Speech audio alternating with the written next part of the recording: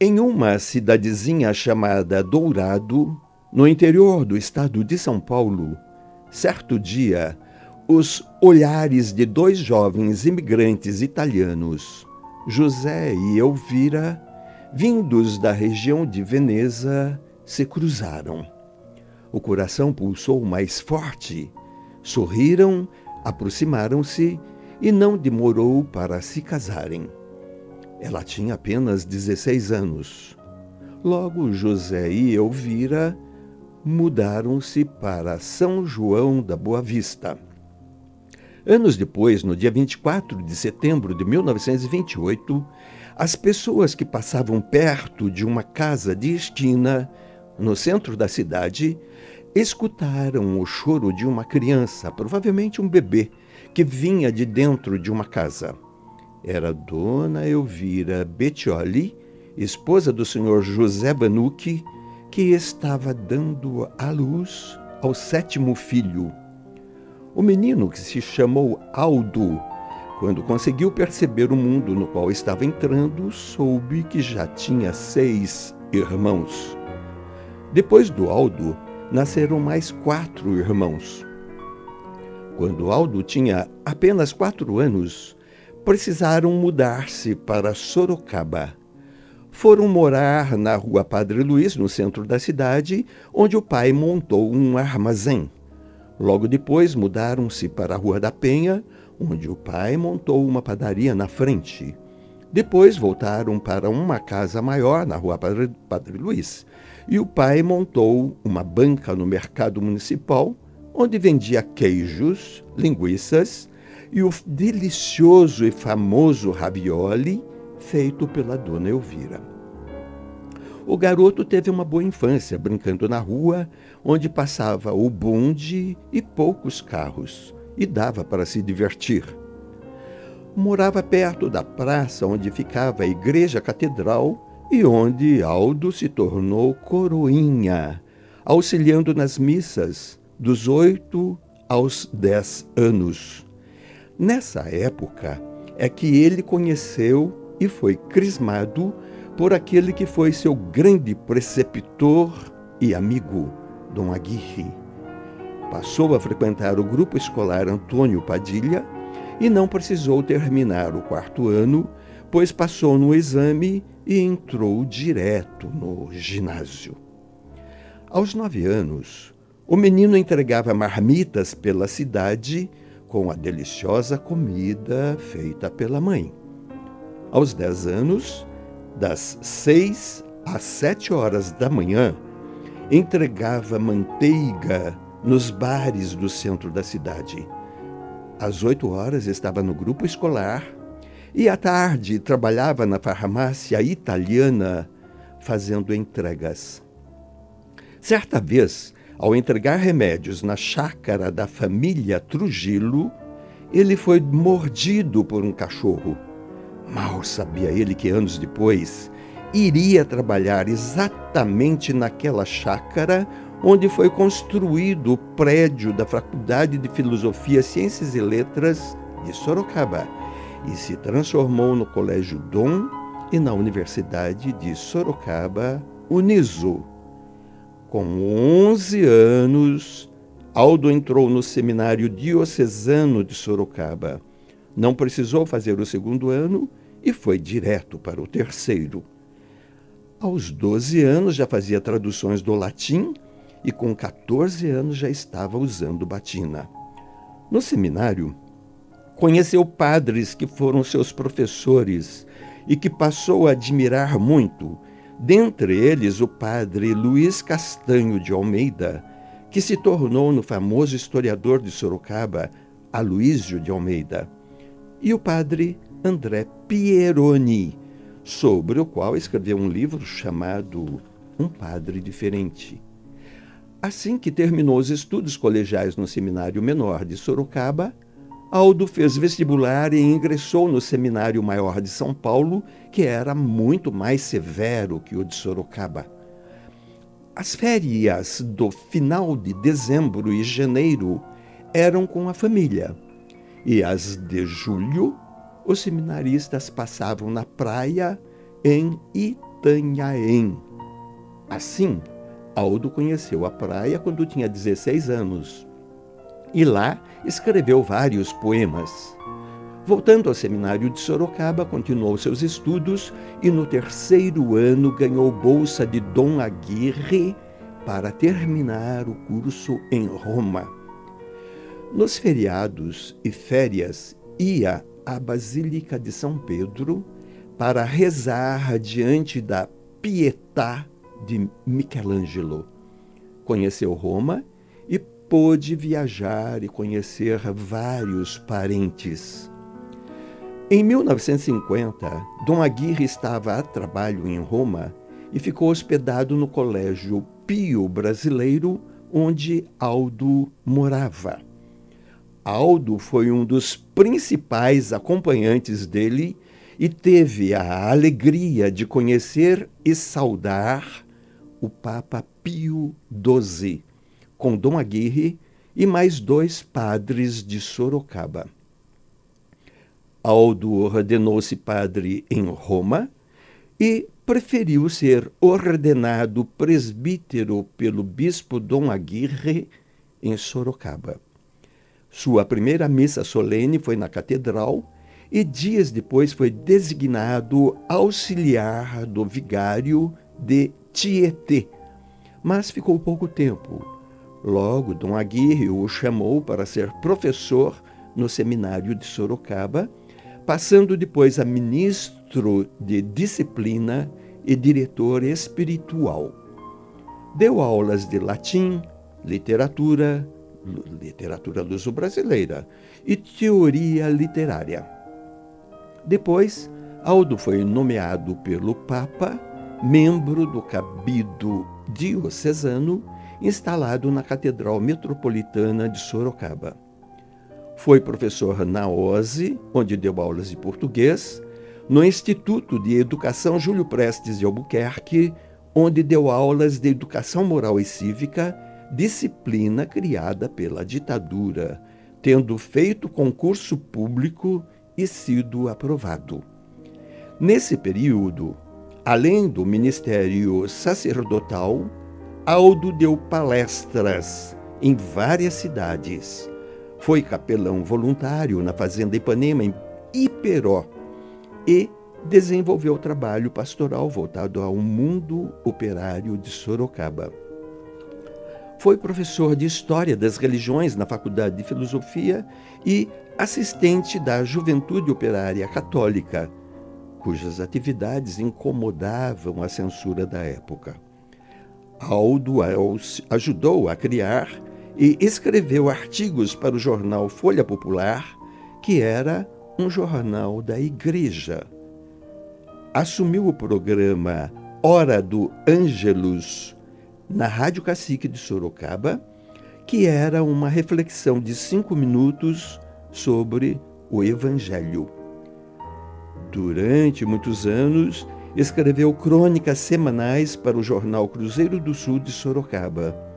Foi nomeado segundo vice-diretor da Faculdade de Filosofia e logo depois tornou-se diretor da faculdade. Em 1964, 5 dias após o golpe, depois de rezar missa na Vila Assis, em Sorocaba, após jantar com sua mãe, Aldo foi levado e preso na delegacia de Sorocaba, com a falsa justificativa de que ele estava participando de reuniões comunistas.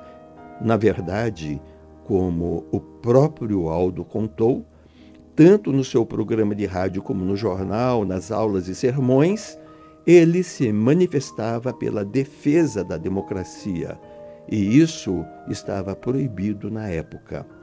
Nessa ocasião, Dom Aguirre demonstrou companheirismo ao visitá-lo na cadeia, e a Cúria Diocesana lançou um comunicado dizendo: comunicamos que o cônego Aldo tem sido um autêntico ministro de Cristo e fiel pregador do Evangelho e da doutrina de justiça da Igreja. Os anos seguintes foram momentos muito difíceis. Aldo passou a ser observado por censores até em suas aulas na faculdade, no programa de rádio e nas missas, simplesmente porque pregava reflexões à luz do Evangelho, a luta pelos pobres, pelos direitos dos operários, pela saúde do povo, pela água limpa na torneira, pela liberdade em manifestar-se, e defendia aquilo que pregava o Concílio do Vaticano II, o direito de os operários terem as suas associações. Porém, nada disso agradava às autoridades. Aldo decidiu deixar a faculdade, a direção, pelo bem da instituição, e foi para Roma cursar o mestrado. Conheceu a terra de seus avós. Foi também a Jerusalém, Belém, Nazaré, Lago da Galileia, Mar Morto, Atenas, Istambul.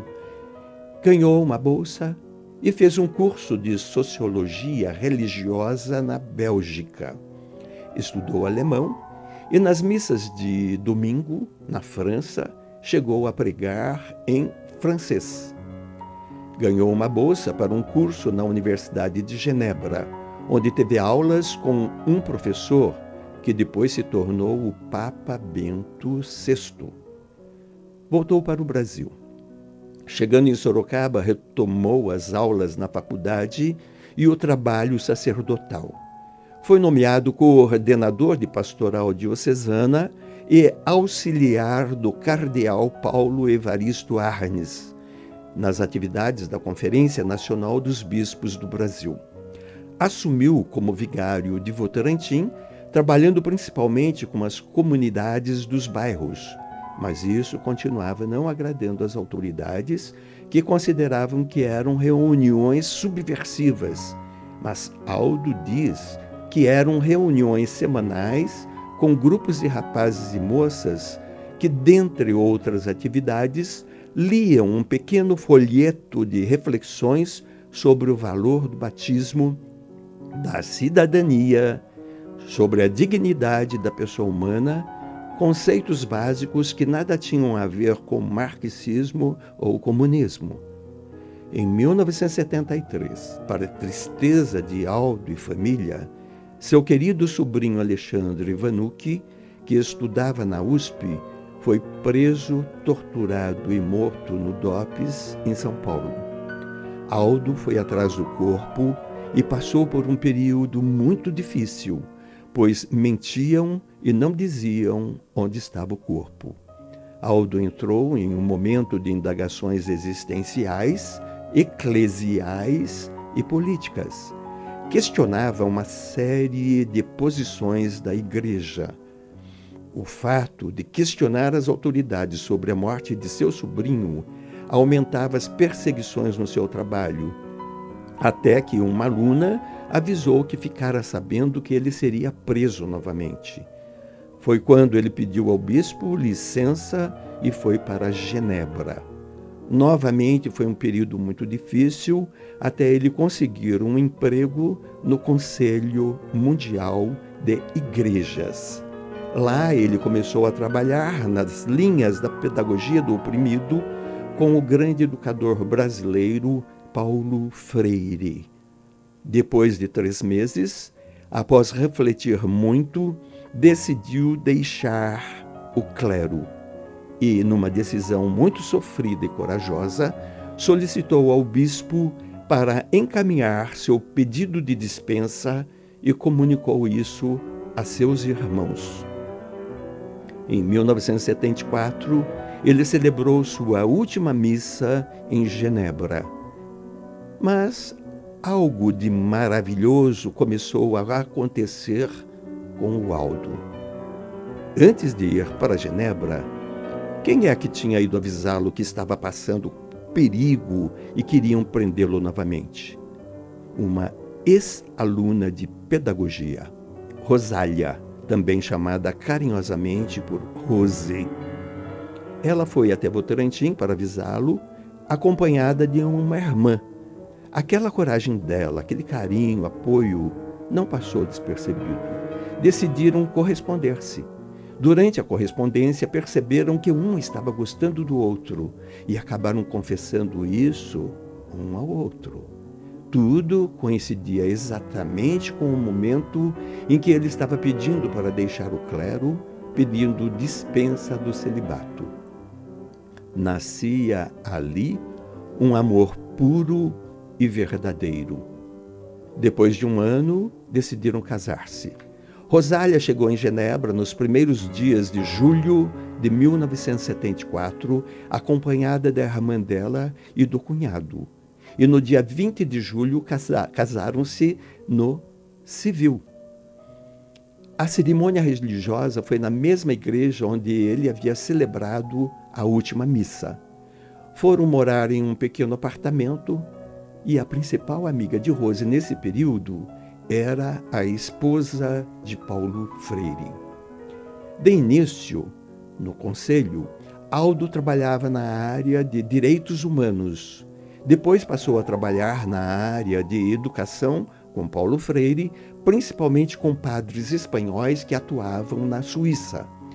Quando voltaram para o Brasil, o sonho era ter filhos. Rose teve um aborto e passou por cirurgia. Felizmente, logo nasceu Ana Maria e depois João Estevão. Passaram a morar em Santa Rosália, Sorocaba, onde Ana Maria e Jean tiveram uma bela infância e receberam uma formação exemplar. Nesse percurso, outros sonhos foram surgindo e muitos sendo realizados. Dentre eles, surgiu mais uma universidade para Sorocaba. Aldo propôs, organizou e apresentou o projeto, auxiliado por colegas de trabalho. Muitas pessoas eram favoráveis, mas um pequeno grupo não era e dificultou bastante. Mesmo assim, a Uniso se tornou realidade em 1994. E Aldo foi seu primeiro reitor por 4 mandatos, durante 15 anos. Nessa luta, muitos colegas de trabalho e da região lhe deram apoio, mostrando-se solidários, pois sabiam que a meta era melhorar as condições de Sorocaba e região e havia um forte sentimento humano de trabalhar pela humanidade. Pessoas boas, excelentes profissionais ficaram a seu lado e surgiu a Fundação Dom Aguirre, o Colégio Dom, o Campus Trujillo, Campus Seminário e a cidade universitária Professor Aldo Vanucci. Com excelentes instalações, laboratórios, bibliotecas e profissionais altamente competentes, preocupados com o desenvolvimento da ciência, da arte, do conhecimento, a Uniso tornou-se motivo de orgulho para Sorocaba e toda a região. Aldo, muito bem tratado por Rose, e vice-versa. Ao atingir 94 anos, escreveu 20 livros, além de vários outros que traduziu. Depois do último livro, chamado Nós Entre as Palavras, já está escrevendo outro sobre os 60 anos da Fundação Dom Aguirre. Nada disso foi fácil. Houve muita luta, muitos estudos, muitas dificuldades, mas, sobretudo, muita alegria. Aldo e Rose construíram uma bela família. Ana Maria tornou-se médica e professora universitária. Jean tornou-se advogado. Profissionais brilhantes que dignificam a família e dão orgulho aos pais, trilharam seus caminhos, encontraram outras almas boas e tiveram filhos. Aldo, no dia em que comemorou 94 anos, ao lado da Rose, seus filhos, e deslumbrado com os 3 netos, disse que ele é uma pessoa muito feliz e que Deus lhe deu mais do que ele esperava. e sobre sua saúde do corpo e mente, revelou-nos o segredo, dizendo: caminho todos os dias pela manhã, tomo 2 pequenas taças de vinho tinto ao dia e tenho uma esposa maravilhosa que cuida mais de mim do que dela mesma. Aquele menino chamado Aldo que um dia disse: lutei, sonhei e amei na vida.